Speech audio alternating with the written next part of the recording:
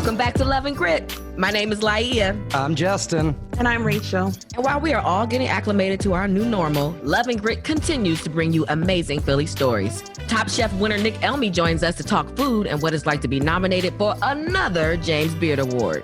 Also, award-winning DJ and producer Diamond Kuts joins us to talk about the legacy of Philly DJs and hip-hop post-Rona. Speaking of DJs, how about a lightning round of your favorite Philly DJ?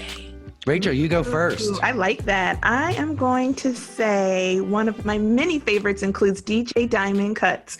I like her. Well, it's good timing. Yeah, Cheating, I like her name. I think she's gorgeous. And whether you're at a festival, a party, or an industry event, she's going to make sure you have a good time. Justin, who you got? So I'm going to actually pick a disc jockey because one of my best friends, Nicole, is on 92.5 XDU. She does afternoon drive, but she's one of my best friends. So I couldn't not say somebody else.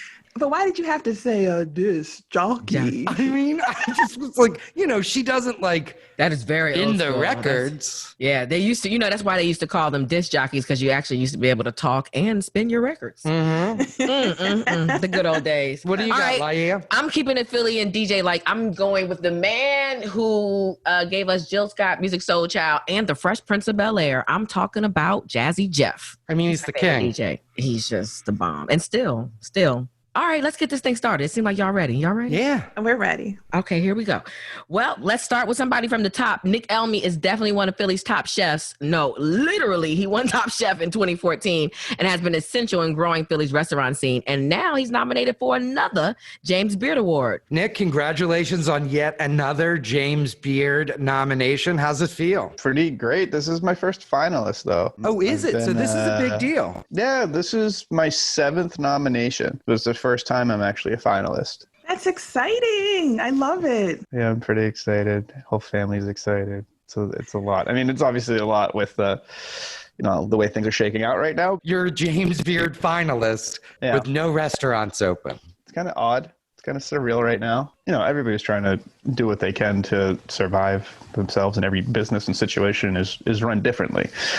We haven't opened for takeout or anything. I didn't really see the need to. We closed right away. The Saturday, which was, I think, the 14th of March. Me and a couple chefs came in that Monday, scrubbed everything, got rid of all of the food that we could get rid of, donated all of the vegetables and dry goods that we could, locked up all of the booze and closed up, and that was it.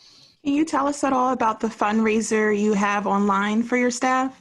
Safe Philly Eats kind of jumped in right away. It's run by Anthony Bucci, who's a friend of the industry, but a tech guy, and said, how can I help? So he built a website and went around to all the restaurants in the city and said, what would you like to offer on this website that you can sell and people can buy now and use later? So we offered a couple dinners. Our business is fine. I say that because we're a very small business, very, very little overhead.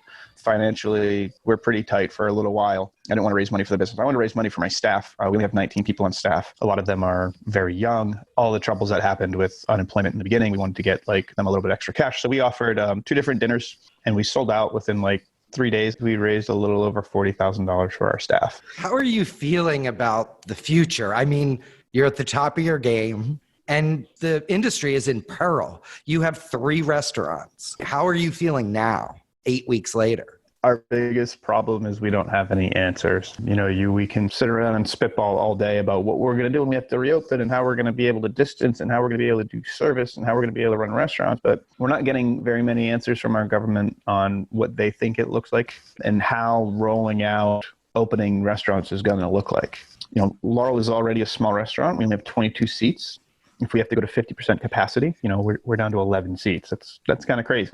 If we have to spread tables apart, 6 to 8 feet apart, I don't know what that does for us. Same thing with ITV. ITV is our bar next door. It's a 27-seat bar. That's the entire place. If you cut our capacity back, we're going to be a 13-seat bar. It's weird. The whole thing's weird right now. On top of that, we don't know when we're going to be able to do anything. When we're going to be able to open, when we're going to be able to cook, when we're going to be able to start bringing people in. I mean, we haven't done any takeout at any of the restaurants, but I'm at the point now where we're talking about it just because I'm kind of bored.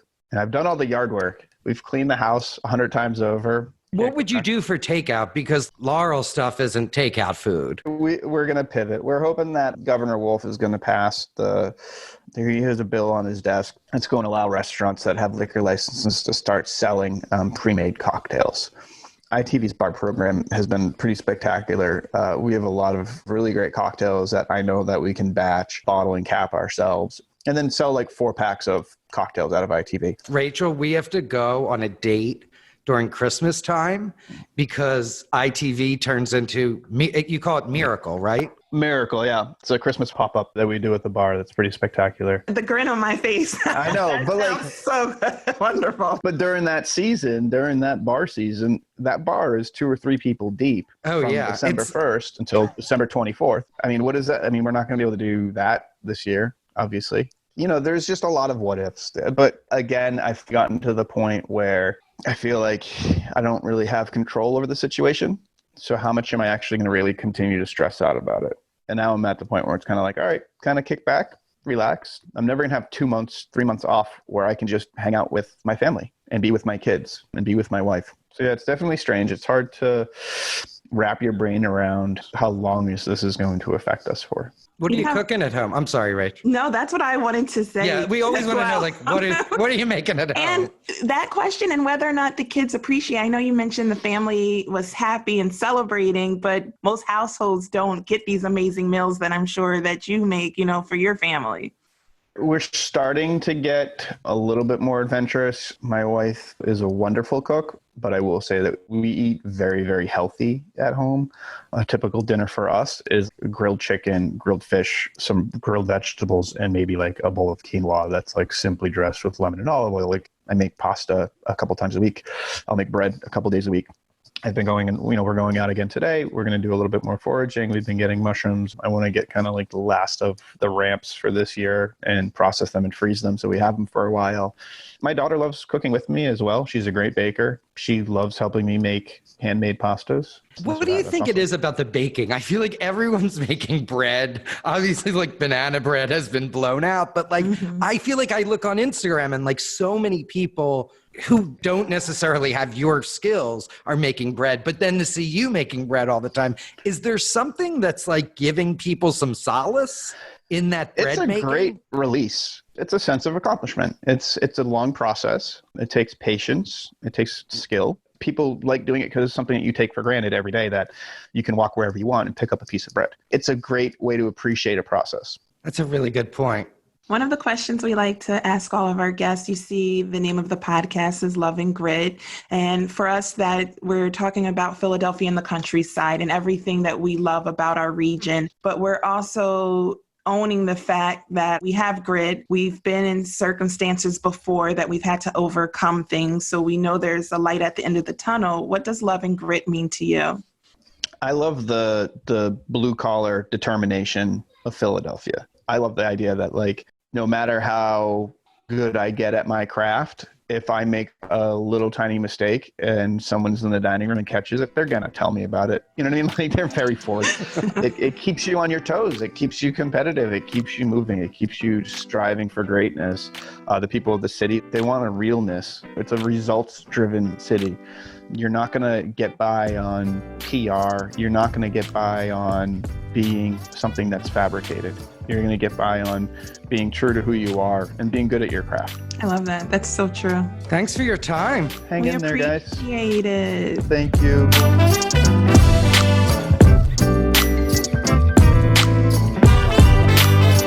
DJ Diamond Kuts has put in her work as a DJ and respected by her DJ forefathers and foremothers. Yes, she won a Jazzy Joyce Award at Black Girls Rock.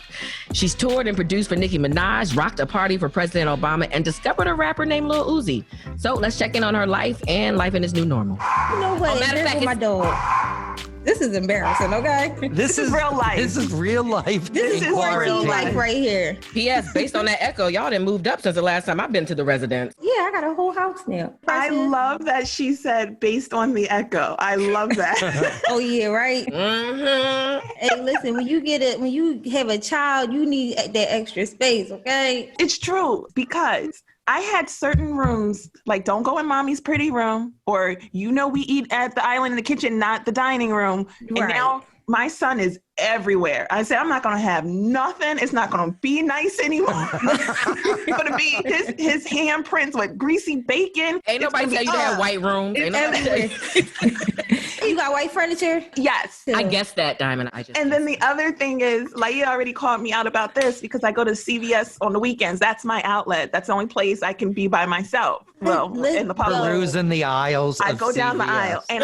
for the first time, I got him Play-Doh. And I'm like, good, this will occupy him. And I was like, oh, this is why I never got you Play-Doh before. Yeah, because it ends up on the floor, then it gets really hard, and you got to try to scrape it up. No, I made sure when we were looking for houses, I said, I don't want an ounce of carpet, especially with a child. You're just trying to keep it clean. It was really pretty at one time. I know it was. The Rona did it. Rona. I'm fine over here. How about you, Lai? You know how it is in Singletown. We good, Justin. Singletown. Real clean. Things are clean. No one likes to show off. I'm the only one who dirt, no one likes to show off. Oh, gosh. Cut it out. So let's get into this, though, Diamond. How is life mid-Rona? Just trying to stay creative and not be depressed. Because in the beginning, I was depressed. I'm like, oh, my God, like, what is going on? You wake up every day, you're like, what's next? How long is this going to go on? And then you just, you sit there and you're like, okay, it's time to get creative. It's time to think of some things to do. Because when this is over, you still got to work and you don't want people to forget. So what are you most looking forward to when things open up again? I know you wear many titles from DJ to mom. What can't you wait for outside of the work? Are there special places that you like to take your son? He loves staying in the house. I think that's because since he was born and even before he was born, we just always traveled. Like we traveled with him. I traveled with him when I was pregnant. Every time I went out of the city, he was with me. Every plane, every flight, we was always together. So he enjoys staying home. So I don't know what I'm going to do with him when we get out of this phase. As far as work goes, I can't wait to do like concerts again, parties, clubs. What do you think that looks like? That's why I was depressed. What's going to happen? Like, what's really going to happen now? A lot of DJs have been fortunate enough to make money doing like the Instagram lives, and companies are starting to hit us up, and they're like, "Yo, we want you to do an Instagram live for us." But as a DJ, our jobs are based around non-social distancing, and even when it does happen, how's everything going to change? Is it going to be a limited amount of people in the venues? Are festivals even going to happen at least next year? Like, when is it going to happen? So it's a lot to think of. Luckily for me, I get money from not just DJing, but from music. So that actually music is what's been keeping me afloat. And it's a good creative outlet. Maybe it pivots how the rest of your life looks. Yeah. True. Maybe it now really turns into Diamond Kuts, the producer. What I've been doing mixes, and I've been putting them like on my IGTV. I got, I have graphics playing behind me and all of that stuff. So I've been doing that. Yeah. Does your son have like a favorite type of music he likes to listen to? He likes rock and roll music. That's what he wants to listen to. He love it. Yes, he loves rock. How old is he? He's 5. So how did he get into rock and roll music? So he watches YouTube like a million other kids, but he loves superheroes. Like he loves Godzilla, Venom. So when they're playing with the superheroes, that's the background music. Mm-hmm. He's like, I feel like a monster. So when we listening to our songs, his favorite song is Queen, We Will Rock You. Yes, it is. That's his he likes favorite song. He knows that song by heart. He likes hip hop too, but when we're playing our music, he was like, Mommy, I want to listen to rock and roll. So I'm like, okay. Can you just tell people, because a lot of people don't know what we all four know about DJ culture in Philadelphia and the origins and how many legends and stuff. I'm so sorry. Go ahead. No, you are a working mom. What are you talking about? We love it. This is real life. Rachel just got her door closed. I bet you that Ryan is on that door like, Mommy. But no, I wanted you to like break down what it was like for you coming up as a DJ in Philadelphia and why it's so important and how it had to do with like your skill set. Yeah, it is a big DJ town. When I first decided I wanted to DJ, every day I would go downtown and I would just play music, with all the other DJs, and I would go to the parks. Remember, we used to have like little basketball games, little hood basketball games. We used to go out there and people be DJing in the parks, like on Diamond Street or wherever we was at. It was more than just playing music. Like, you really had to have a skill. Like, you had to scratch. You got to know how to cut. You got to know how to vibe with the music, rock a party, etc.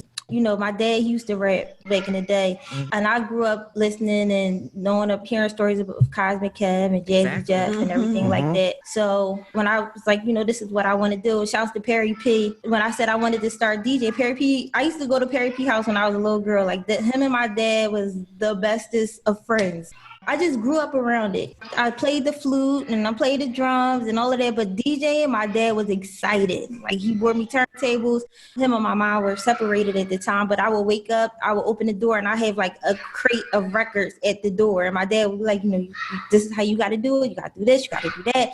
He would tell me, different stories. So when I had the opportunity to meet up with Jazzy Jeff and Cosmic Kev, they already knew just like that. Where'd your name come from?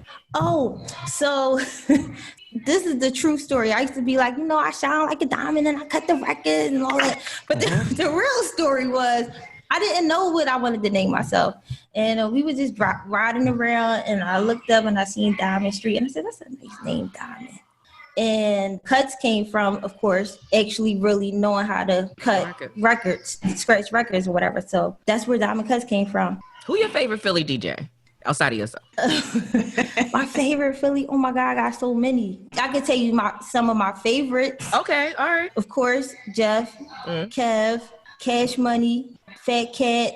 DJ Fat Cat is the one who taught me how to blend records. He used to spend time with me and teach me the basics of DJing. Can we talk a little bit about your perspective when it comes to people saying, oh, she's a female DJ? And what is your philosophy when people try to lead with that and just that viewpoint in general? For me, I like to just be called, I say this all the time, I like to just be called a DJ. I feel like when people say female DJ, sometimes it kind of puts you in a box. You're good with the girls, but you can't hang with the guys. You know what I'm saying? So I'm a DJ because I can play with the girls and I can play with the guys. And I can hold my own in both categories. So I just like to be called a DJ, period. Yeah. So the name of the podcast is Love and Grit because we think that's really a big part of Philadelphia's DNA. What does love and grit mean to you? Grit to me, in terms of Philly means like just the rawness of the city. Like it's a tough city, and everybody says that about their own city, but really Philly, when people come out of Philly, you can make it anywhere. And that's a fact. You know what I'm saying? So when I think of grit, I think just the rawness and the toughness of the city. And love is like the other side, because you do get love here. Do your thing, you show love, you're going to get love. So that's where I get like love and grit from. Yo, damn, I always thought your voice should be like the official like voice of the city. Cause the Philly accent that resonates in you is like nobody else. I love it. Like every time I hear your voice, I'm like, thank you, Larry. Cause in the beginning, people was like, her voice is annoying. That's what Philly sound like. You sound like Philly. That's what I Yeah, that's what I'm talking about. Like, you know what I'm saying? Young boy. Thanks so much for joining us. And thank you guys for having me. And again, I'm so sorry for everybody that's listening. My son is up there, so I'm like, you don't have to apologize. These are the times that we're in, and we wear many hats, so it is okay if we hear your child or a puppy. Life. It is what it is. I appreciate y'all, Rachel, Justin, Raya. Appreciate you. Thanks for having me on. So we have some good music. We have some good food. Yeah. What else do you need? A drink. Well, friends, looky here and listen. This is a beer delivery from the Larimer that I got last night. Do you want to know what kind of beer this is? Yeah, because it looks fancy. Speedo Colada, pineapple and coconut fruit tart ale, aged in Jamaican rum barrels. What? Wait a minute. Hold on, Justin. I love that because so many times people say beer is an acquired taste. That right there, what you described, yum. This is like a cocktail. Let me get some, Justin. Just put it through the phone real quick. You can get it delivered, or you can pick up. And for everybody that doesn't know, that like all the best breweries, they are offering delivery services, which is crazy. So while most folks can't go to the tap room or the bar, you can bring it to your house. That's what I did. Got it dropped off last night. And if your favorite spots don't have delivery, almost every craft brewer in the region is still offering takeout. Well, cheers. Guess I should have gotten some for you guys, too. I'll get it delivered next week. Okay, I'm going to hold you to that. Right. You can go to visitphilly.com and find a list of everybody who's delivering and takeout in the brewery world in our region. Slur like Justin. Yeah. Just had 2 sips. Goodbye, everybody.